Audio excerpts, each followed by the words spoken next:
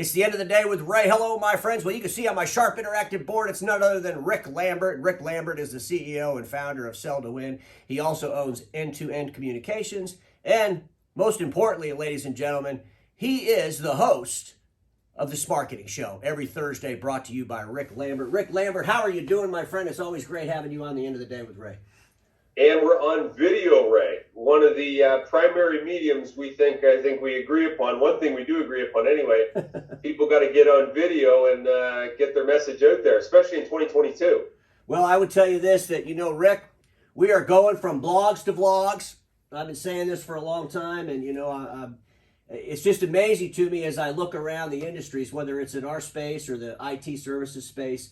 When you look inside the IT service space and you look at the industry's analysts and the industry's blogs, you see a whole lot more video. You see a whole lot more engagement from the proprietors, getting out there and talking in life and video, sharing their thoughts. In our space, we're still like it's 1990 for the most part. We got, I did a video and I shared some of these concerns, but we got blogs after blogs after blogs, very little video. We got thought leaders that can't share real thoughts on video, and that seems to be a problem. Why is that? Well, I think people overthink it, Ray. And, I come from the copier industry. We work in different industries now. I was speaking at a conference recently in an adjacent industry, office products, in Orlando. And I always, when I speak, I always sit in on the breakouts to see kind of what the threads of opportunity are. And, these are people coming from we'll call it a traditional sales communication model. And they're all talking video. Like, how do I get up on video? Because people just aren't reading anymore. And, thanks to our customers being a little bit adventurous and confident in our talents, we're starting to produce more podcasts for our customers because they don't know how to get up on the water skis. Mm-hmm. But if we just get them going, like, you're kind of a unique character in that how many subscribers would you have now already on YouTube? We just hit 1,000. I'm super excited about that. I'm going to do a special episode on that. So those are organic and, it took a long time. It's patience. You don't want to go buy them. It kind of skews your numbers, but I'm really excited about the 1,000.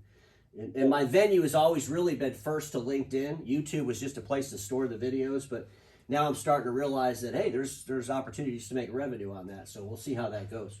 Well, congratulations. I know that's not easy. And, I think people need to think about the long game a little bit in 2022 in terms of digital content. And we've recently been doing like these podcasts for companies where we'll just interview the leader on what's their message, and we'll ask them lob ball questions. But we're just finding that more and more companies need someone visible on camera, whether it be for recruiting, for demand generation, for just communicating new products and opportunities. And as we talk about digital strategy, look at what you've done with video. And I think when people think of Ray, hey, they may not agree, as I don't agree with everything you say, but I think you make people think, and you're using the ultimate power of video to get to your destination, which is, the people you want to reach. Well, it's amazing, when you think about what you can do or how you can get your information into the marketplace. Rick, 10 years ago, it was writing a blog. And, it would go through the feed of LinkedIn. You maybe throw it on Twitter, but, at the most, you might get 1,000 people that might read it at the most. And today, you do a video out there between YouTube and between LinkedIn, it goes all over the world.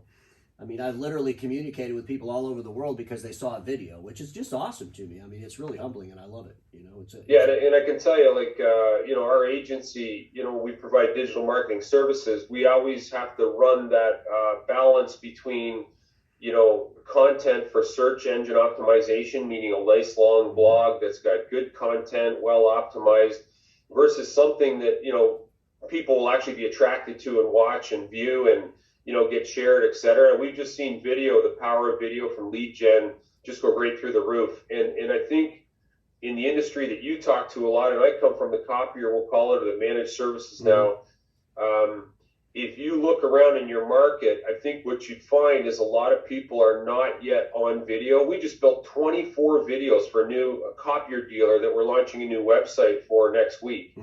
24 videos, Ray. There are people talking about why to work there, explaining the solutions, not promoting them, but explaining why would someone need managed IT services? Why would someone need, workflow automation?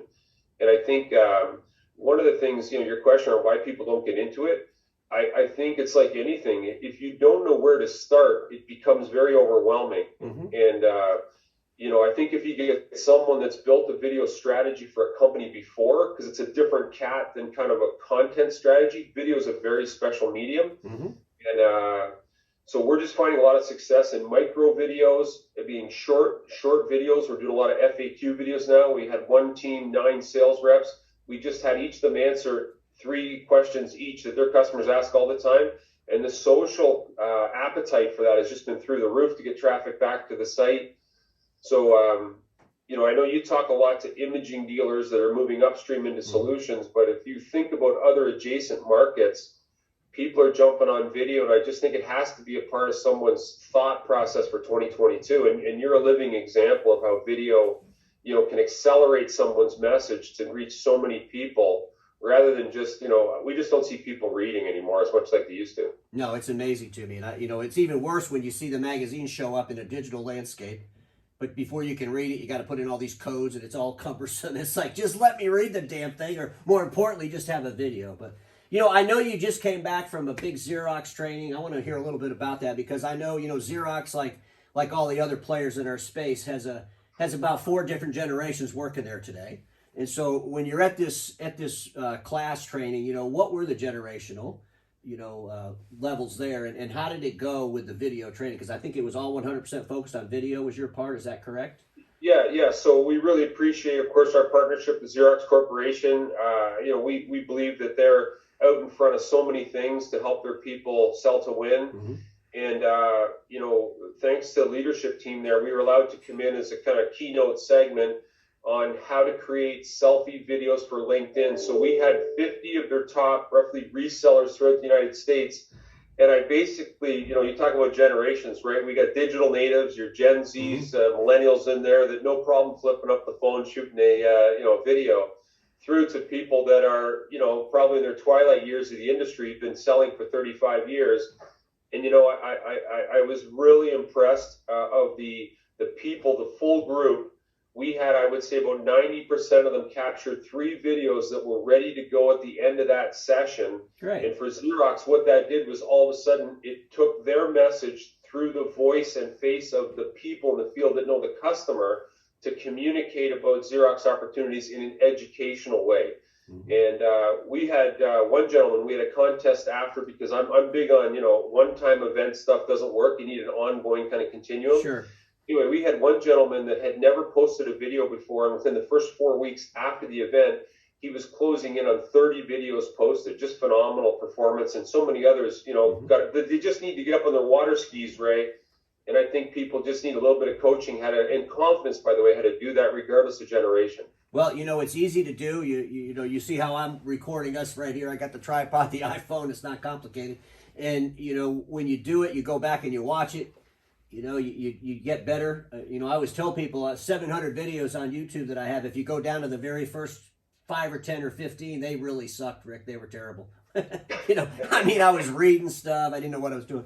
But through practice, through doing it, it's not that complicated. And people have to do it, because we're not going to, like you said, people aren't reading anymore. They just don't read. I put an article on LinkedIn. I'm lucky to get 100 views on that article. I'll put a video, it's 5,000 or 6,000. So there's a big difference. Totally. And, what we found is that, once people do a few videos, there's always that moment early where you'll wonder if it's any good. You overthink it. Maybe you didn't get the hits. But, it's like anything else. You just got to kind of plan it, do it, review it. And we have yet to see somebody that's got up on video with kind of a thought process for a strategy, how to do it. It hasn't been successful, but they really need some coaching up front would be my only suggestion. Well, we need to see more of it, because the world is listening. They're sure as hell not reading. Rick, is there anything you want to add before we end this? Yeah, it was a comment. You talk about generational, and I attended this session. I mentioned it's adjacent to your audience, calling on the same customers, business to business type, selling office products, so furniture to staples to whatever, but they're calling on the same people probably.